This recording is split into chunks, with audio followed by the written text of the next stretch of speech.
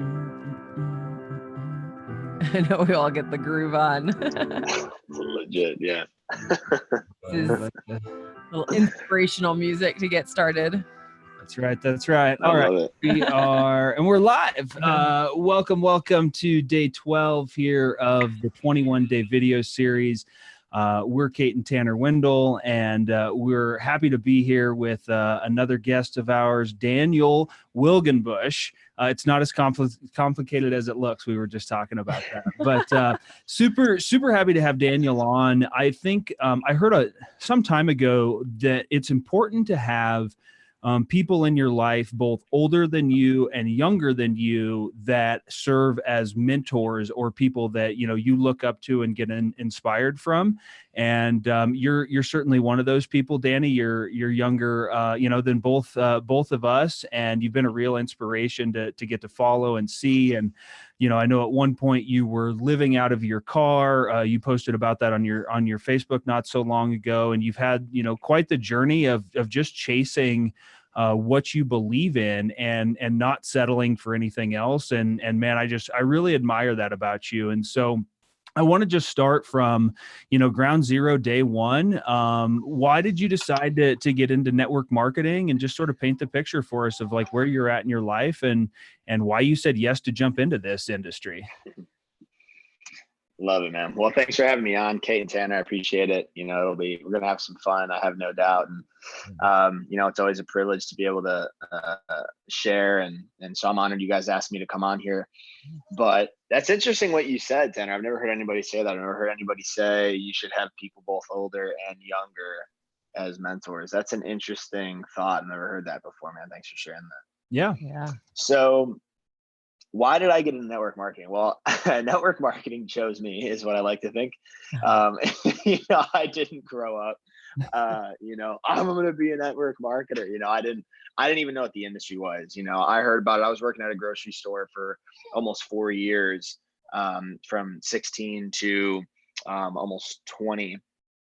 And I was working there and I hated it. And one of my best friends, I helped get a job at the grocery store. And he said to me one day, he was like, dude, you helped me get this job. I'm going to help you get out. And I was like, what are you talking about? And he handed me this product and was like, dude, we're going to make millions. I was like, what are you talking about? I'd never even heard of network marketing. And the way he approached me, I was like, whatever this is, I want nothing to do with it. It was like the totally wrong approach in the first place. But, I really didn't like what I was doing. I didn't know what I wanted.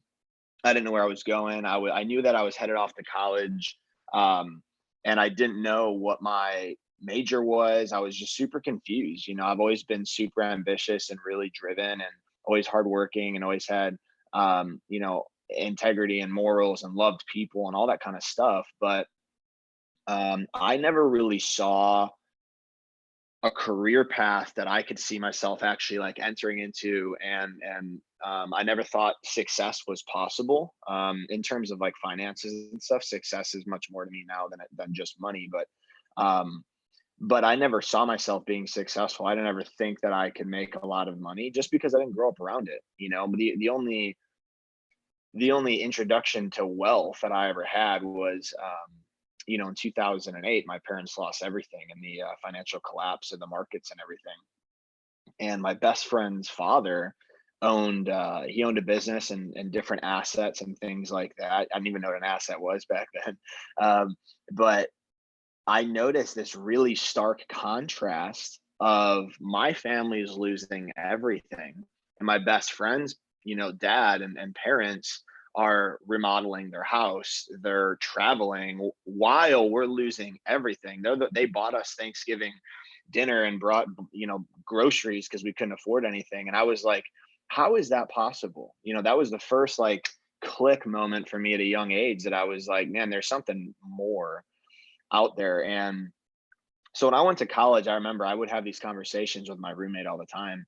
I'd stay up late at night trying to figure out, no, what the heck am I going to do with my life, dude? I hate school. None of this makes sense. I knew I was paying money to be somewhere that wasn't getting me any closer to where I wanted to be, and I didn't even know where I wanted to be.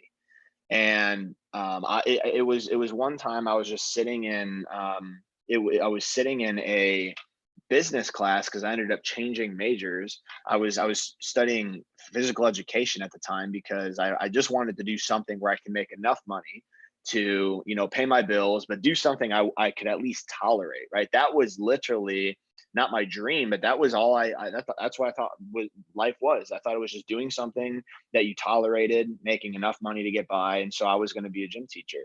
I thought that could be maybe, you know, fun. And so it was the only class I ever excelled in school was gym class. So that was literally what I was studying, but I ended up switching over to business. And I remember sitting in this class and thinking, dude, if you want something in your life, you have to find someone who has what who has what you want, right? Do what they do, say what they say, you'll get what they have. And I just realized, like, who am I following? Like, who is it that I'm learning from? I'm paying 40 grand a year almost to be in this private school out of my pocket. Right. I didn't have parents to pay for it. It was all student loans. And I was sitting there and I realized this guy has never built a business. This guy's never been successful. How could he possibly teach me how to get what I want in life? And so 2 weeks later, I dropped out of school and ended up just a couple months prior to that, I had just started in network marketing. And so the reason I started in network marketing in the first place was because it was I felt fulfilled. I felt like I was able to do something that could help people. I could work hard. There was no cap on my income. It was something that I could actually go out and create massive levels of wealth. And I didn't even know what I wanted to do with massive levels of wealth. I just knew that it would be better to have a lot of money and not know what to do with it than not have a lot of money and want things I can't have. And I didn't have a big reason when I first started, outside of the fact that I wanted to retire my parents. That was the biggest driving point for me. When I saw my parents lose everything, I committed at that point in time. I was in high school at the time, but I committed at that point in time, I'm going to figure out a way to be able to take care of my parents and be able to pay them enough money where they don't have to work anymore when they get older and stuff like that. And that was my driving force for a really, really long time. And network marketing was the only vehicle that I saw that somebody who is, 18, 19 years old, who could go out and create, a huge income in 2 years, 5 years, 10 years. I'm white. I'm not going to be a pro athlete. Like, it is what it is. And I'm like, I was never really good in school. I wasn't going to go be a doctor or a lawyer or something in the healthcare field. I hated working with my hands. My dad owned a carpentry business. And so I grew up around that. I hated that. I worked in the union for a long time, or not for a long time, for a short time, and realized I didn't want to do it for a long time. I did sales. Like, I've done so many different things, and I realized, like, there is no job that exists that I would actually want to do. And I'm also not smart enough to go out and create my own business, at least at that point in time. I didn't know what kind of a product I would need to have. I didn't know how to train people, develop people, build people. I didn't know how to do anything. I had no tangible business skills whatsoever. And so for me, I was like, shoot, man, well, network marketing not only is a good place to learn, but if you just look at, like, the people at the top of the industry, they live like rock stars, but they're not famous. They don't have the paparazzi. They don't have to deal with the same things famous people do, but they live like rock stars.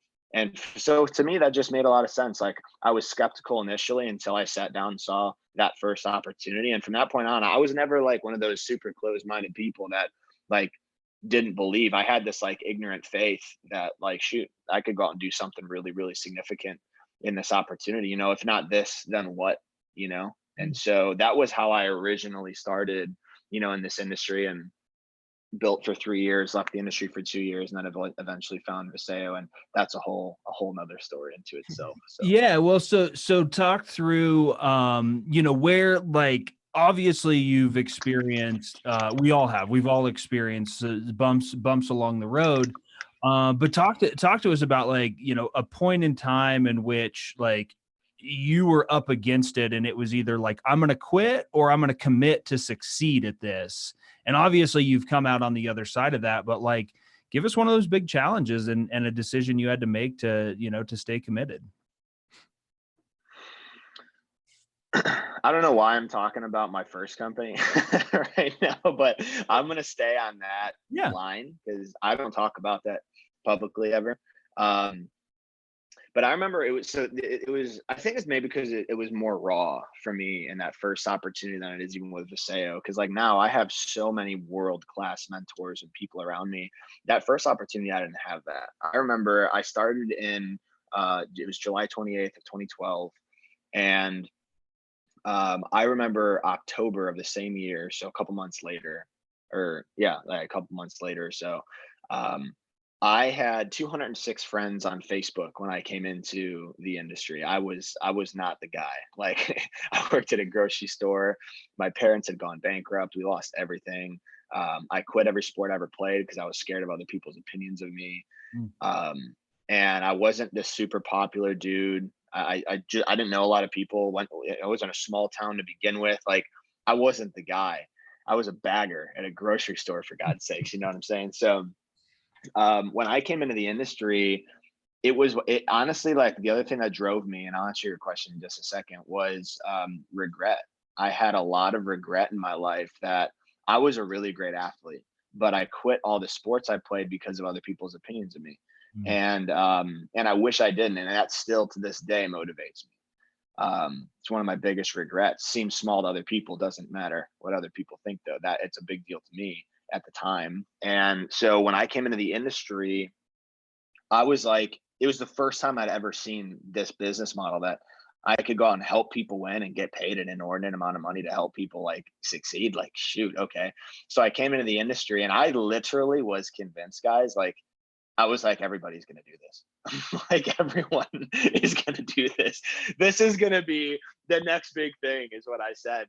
And I literally went out and talked to I literally kid you not, every human being that I knew on planet Earth, like 200 some odd people. I approached my boss at the grocery store, the owner of the store. I was bagging people's groceries, trying to get them to join my business. Like I was like the definition of ignorance on fire. And I remember October, I was at college, and everybody in my hometown had pretty much told me no, except my brother, my sister, and my parents. Like they said yes. Literally everybody in my hometown, literally everyone in my hometown said no, wanted nothing to do with it, didn't want to do it. It was terrible. I went to college. I had a bit of a different reputation in college, so my first like event, I invited everyone that I knew at college, literally about 100 people, to an event, and and literally like 60 or 70 people showed up. I was not ready. I thought it was gonna be just like at home. I invite 50 people and 2 show up. Literally like almost everyone came. It was crazy. And I do my presentation. I'm like, I'm gonna be rich. I knew it. I knew it. Everyone's gonna do this. Swear to God, to this day, of everybody in that room, not one of those people have ever joined me in business. Not one of those people to this day have ever joined me in business. And so I had a lot of trouble with that. You know, I remember it was about October range where it really started to hit me. It didn't hit me right away. I kept doing meetings and kept trying to like follow up with those people, and just none of it panned out. And in October, I remember being in my college dorm room. I got off this like leadership call with, you know, one of the top guys, and I just started crying. And I was like, dude, like I'm a loser, basically. Like I can't do it. I can't do this. I've quit everything. I'm just gonna be, you know, mediocre, is basically, I was beginning to settle for that in my mind. And ironically, I wanted to quit. Every fiber of my being wanted to quit. The reason I didn't is because I told everybody in my network I was going to be rich. I told everybody that I was going to succeed, and my pride literally kept me from quitting. And 2 months later, I hit a pretty cool rank in that company. You know, qualified for like their like BMW, Mercedes program and stuff like that. Fortunately, I didn't get that car because I didn't think it was a good financial move. But you know, it was at that lowest point that I was literally like, every fiber of my being wanted to give up. I just couldn't, because my pride wouldn't let me. And I bounced back, and the strangest series of events, you know, began to, you know, work in my favor. And you know, the rest is history, I suppose. But that was one of the hardest times I had to bounce back from, in that, or the hardest time from in that chapter there's probably harder in other chapters, but that was like my first raw moment in business. Yeah. That's so crazy. We've got hearing you talk. I'm like, we have a lot in common. I come from a small town, same thing. Nobody from my inner circle joined the whole thing. Right. But I think one of the things that's powerful about this industry is that it allows you to go out and make new connections and meet new friends and like genuinely have connections with people that you probably otherwise wouldn't have. Right. And people that want more out of life and are willing to do something about it. Right. Versus just like, hey, let me see, who I can drag along with me here. And of course you've got to get started with anybody that's sort of within arm's reach, but then you spread, just so far beyond that. So, let's switch gears a little bit. One of the questions that I like to ask is if you go and, you Google MLM and you look into this, there's a lot of, I'll just say, negative propaganda towards the industry.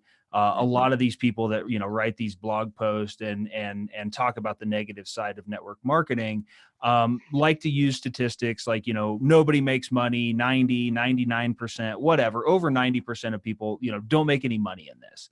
And that's sort of the way that it gets painted in a negative light. And so I'd love you to talk about, that statistic and sort of your thoughts on that negative light on the industry. Yeah, that's a really great question, man. Well, what I'd say is people blow that out of proportion, and I'll come back to that in a second. Number one, 2% of people make all the money in anything.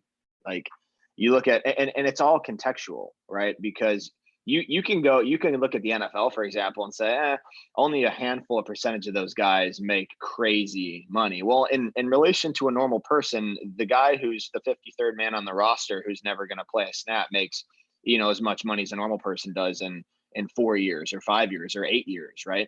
So contextually, even the worst guys make good money. But if you actually enter the circles of the NFL, those guys are poor, right? Those guys are totally broke. And so you would look at the NFL or the MLB and be like, only 2% of those people make all the money. That's true. You look at real estate.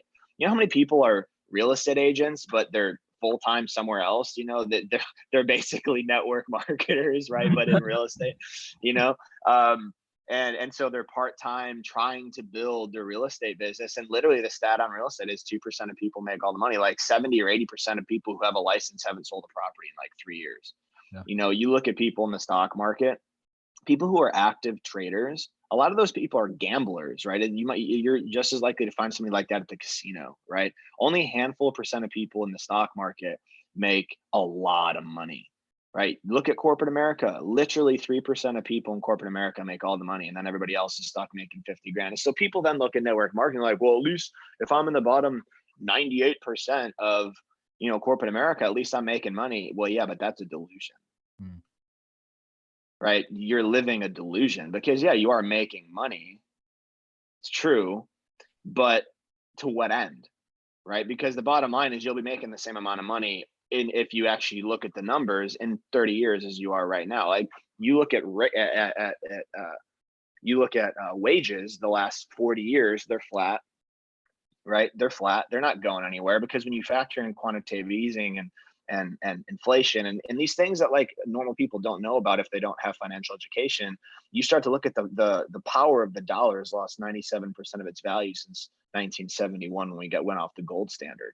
Yep. Right. So all of a sudden you start looking at these different variables and you realize that your buying power on the US dollar is 97% lower today than it was, 40 years ago. And so even though wages have gone up, they've actually stayed flat. Yeah. And they'll stay flat and probably even go down over time because we're entering potential hyperinflation. That's a whole nother conversation. But so when you look at that, you say, well, at least I'm making money with a job. Well, yeah, it's true. You are making money but you're living a delusion because you think you're going further, but you're actually standing in quicksand. Whereas with network marketing, yeah, you're right. The top 2-3% of people make all the money. But the bottom line is if I'm working a job, but I'm making $200-$300 a month in passive income, right? In network marketing, that's great. But if you look at it, there's the stat is, and I'm not a CPA, so talk to your CPA, but the stat is like you can save on average like 15% on your taxes just by being in a network marketing company. Right. Whether you go out and build a big business, you can go join a network marketing company and save 15% on your taxes, and eat your overhead and travel and gain financial education and all these things. So the problem is that people don't see is they are missing the intangibles that cannot be quantified by money. Right. You can look at, if I'm making the same amount of money today as I was 3 years ago in this industry, which fortunately I'm not, but even if I was, right, you can look at that and say, oh man, you haven't gotten very far. Yeah, you can say that. But 3 years ago, I didn't have 5 guys who earned over $150 million mentoring me. 3 years ago, I was surrounded by, I didn't even have a network. I didn't have close friends. Now, like my average friend, if we're just talking about money, like my friends on average are earning low to mid 6 figures. Like you have to understand that like your body and your mind works like it works like a thermostat, right? If all of a sudden I open up this window and it starts getting warm in here, the AC kicks on and brings it back down to the temperature that I have it set at. If it gets cold in here, the heat kicks in and it brings it up to the temperature I have it set at. Well, all I've done the last few years is change the temperature that I have it set at, right? And so people can see like, oh, you're only making X amount of dollars. Okay, well, you say that now, but you cannot change it to 95 degrees and have it stay at 72. Eventually it's going to kick up to 95. But again, that's human mentality. That's environment. Like there's so many variables that play into that. And there's no better incubator for entrepreneurs than network marketing. Yeah. And people look at the first, super short-sighted, 60 days, 90 days, 120 days, 6 months, shoot, a year, when what you should be looking at is the first 3 to 5 years to 10 years. Because in the first 3 to 5 years is when an average business breaks even, not in network marketing, in traditional business. I know a guy who owns an extraordinarily successful roofing company. And he just told me the other day that he hasn't broken even yet, which is, I'm not surprised. Like that's normal business. I'm like, okay, great. Like you're crushing it, but he's still in debt paying off things, and that's fine. That's business. When you look at network marketing, you could break even in the first month, the first week. I broke even very, very quickly. However, and this is the last thing I'll say, and I'll kick it back to you. People look at this industry and they're like, oh my gosh, you have 20 people on your team and you're not rich yet, because you could go out with, just since we're on the topic, like roofing company, right? You could have a roofing company and go close one job and you could take home $6,000, right? Because the job size is 12,000, 13,000, 15,000 for a roof, right? So the unit value of one sale as a roofing company, or most businesses, a contractor, an electrician, a plumber, somebody in solar, right? The contract value is so much higher, so the commission is also a lot higher. So you can go out and close 1-2 deals a month and make good money. In network marketing, you go sell one product, you make $8, $16. You bring in one partner, you make $32, $100, $200. So your wealth in network marketing is not in contract value, it's in volume. The difference is, how am I going to go out and create and produce wealth as a contractor, right? When in reality, I'm going to have to hire and teach and train and develop people that can go out and do the business as well as I can. But the problem with doing that is, when I train them to do it as well as I can, they'll just go start their own business. I'm literally training my competition, right? In network marketing, it's not like that. I teach you to be better than me. You go out and produce wealth. You get 100% of what you make, but I get heavy kickbacks for doing it. So it's a more secure form of wealth, but people don't have the longevity in mind. They only see the first 60, 90 days. Right.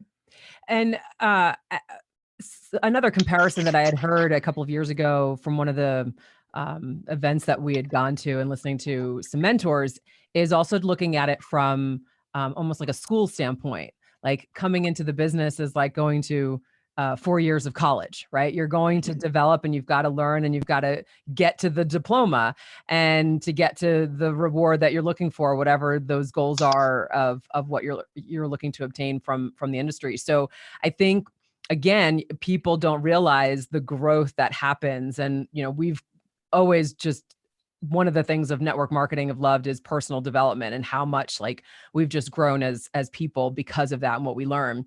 What I'm curious to know with your team and the people that you're working with on a regular basis, everyone comes in with their own journey and has some level of struggle, right? Like we're learning new things about ourselves and joining this industry. What would you say is that sort of biggest hurdle that you see your team dealing with, and how do you help them overcome it? It's a great question. I think it's belief and dream. I think a lot of people get, even young people, a lot of my team is younger, between like probably 22 and 35. And you get punched in the face by society enough, eventually you're going to put your dream on the shelf. And that's what people do. They come in here and they don't, they don't come in here with this, like, yeah, they like can say like, yeah, I want to go make millions or whatever. Or I'm going to go make hundreds of thousands. But in reality, they've never run a business in many cases. Most people haven't. And so with that in mind, they think they want this, but in reality, what you want and what you believe you can get are two very different things. And so they come in here and they struggle to even believe they can go out and make $100, right? And that's not just young people, that's everybody, right? Because you have to like build up your confidence and your level of certainty. And so you have a dream to go out and make $1 million, but if you don't ever produce the certainty to go out and make $100, right, you're never going to get to the million. You're never going to get to the 1,000, right? So one of the biggest things you have to work on with people, I found that I've had to work on with people is their dream, but also matching that to their belief, right? Being able to take people and develop their belief in themselves. And that's another reason that people, struggle in this industry, is because they don't have a program that develops certainty and belief in people.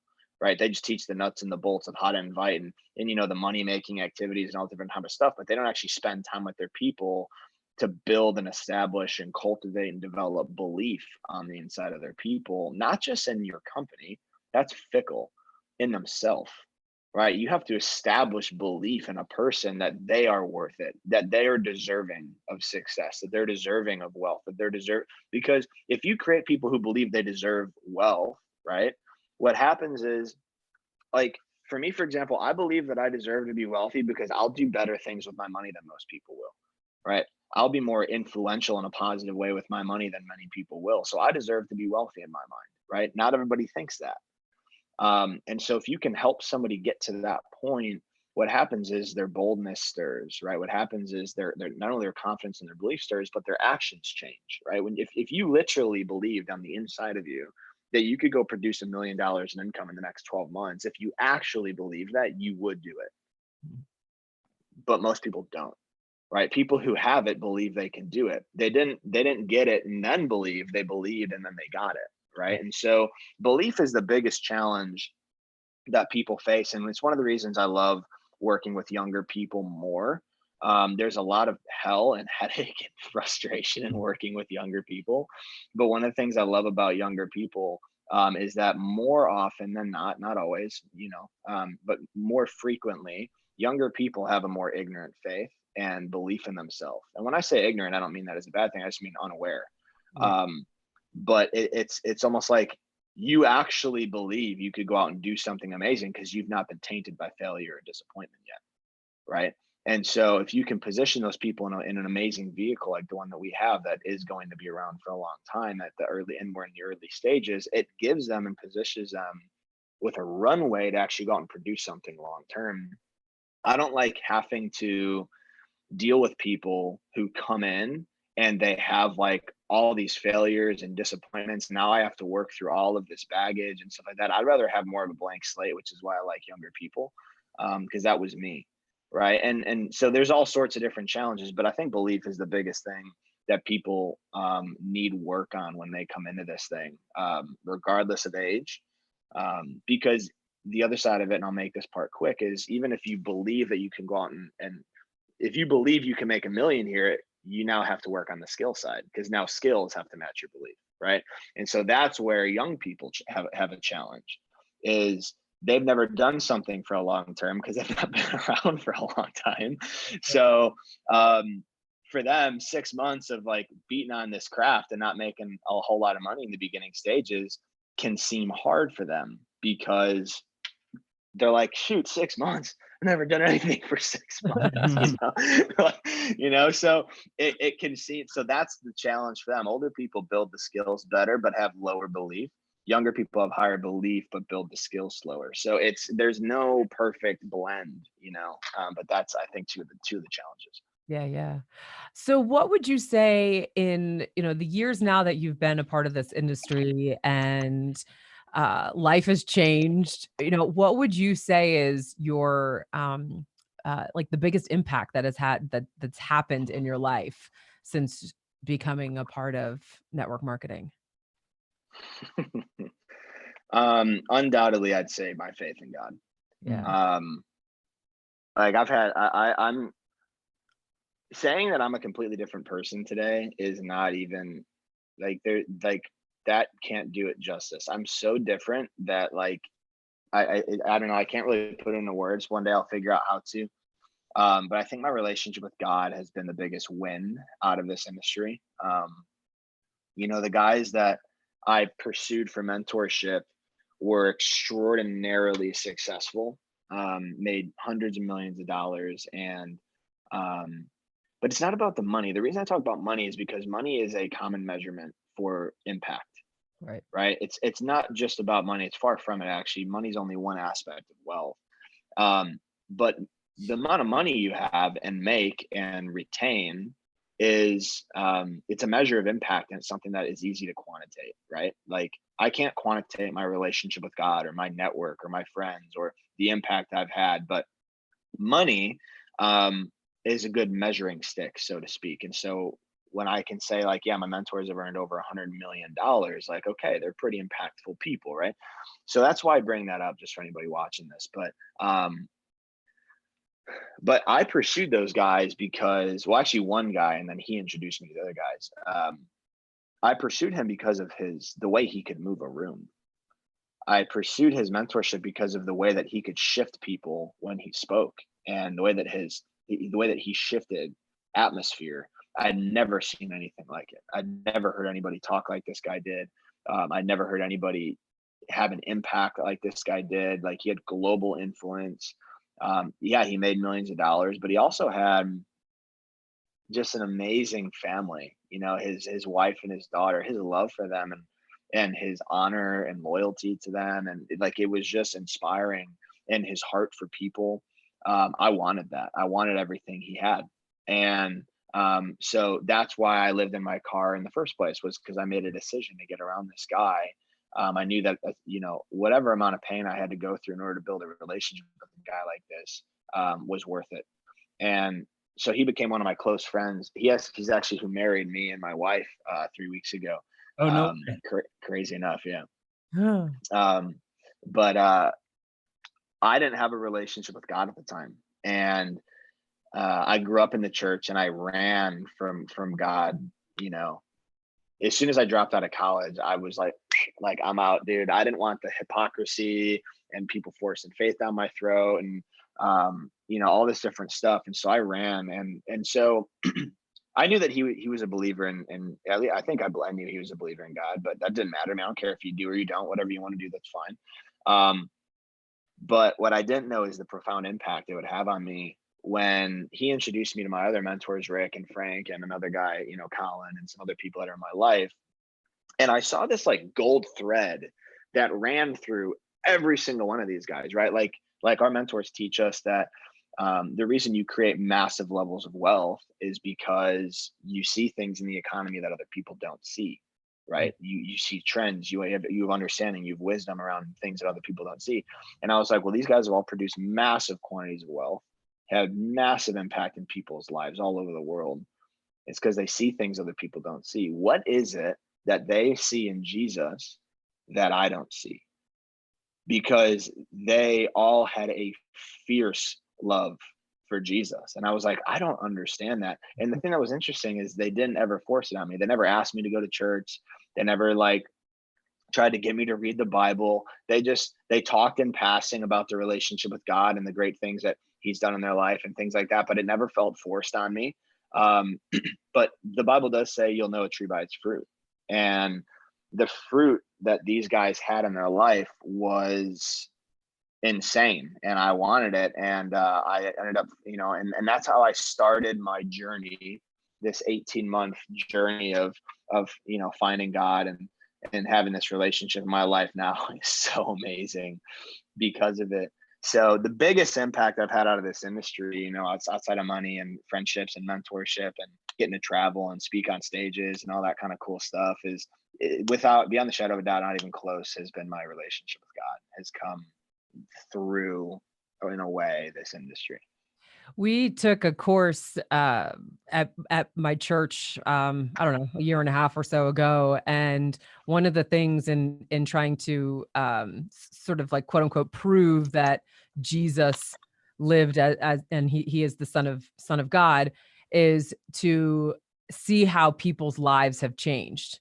Like when you look at the person who believes, like how their life so significantly is different from, let's say, the non-believer, right? And that's just something that's just so powerful that, like, how can it not be, among other things that we learned. But yeah, it's pretty incredible how it can move you. And I feel that when God is present in the work that we do, it just tenfolds everything, right? So we do the work, we do our effort, our humanly effort, and then it just blows up to something so unbelievably amazing that we as humans almost can't even fathom. And that's a good partner to partner up with, right?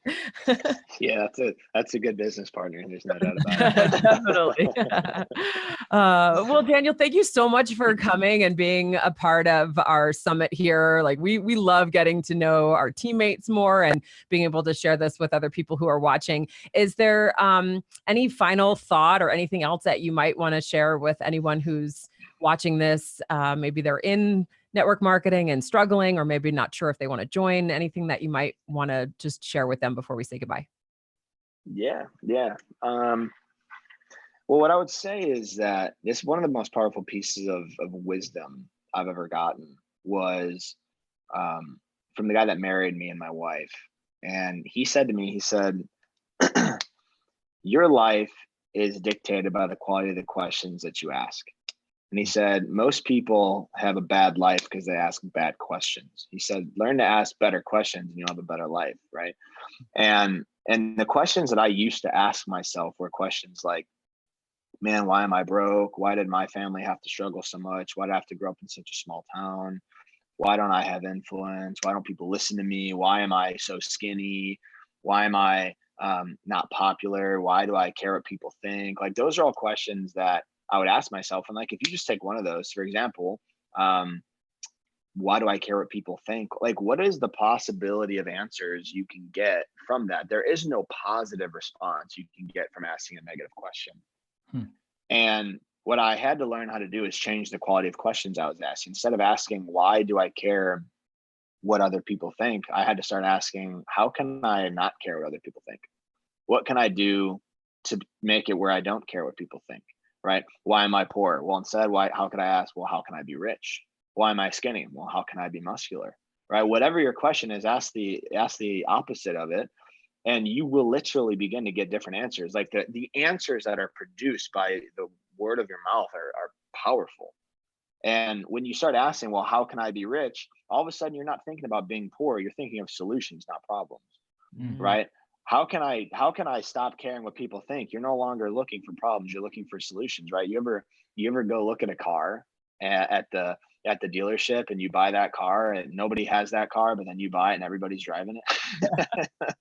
Yeah, we bought a car last year before our son was born, and I'm like, oh, there's one, right? And we've heard this. Start looking, right? Yeah, I mean, and we've heard that several times, right, with the reticular activating system, but it's been a while since I bought a car, and then we went and looked at it and bought it, and it was like everywhere on the road. We're like, there's one we're considering. There's that. Everywhere I go, same color, same vehicle, like 100%, man. And so that's what happens. What you look for, you will find, right? Yeah. People come to this industry and they look for holes in it. They look for problems with it. They look for challenges with it. They look for pyramid scheme. They look for scam. They look for this. They look for that. Brother, you're going to freaking find it. Right?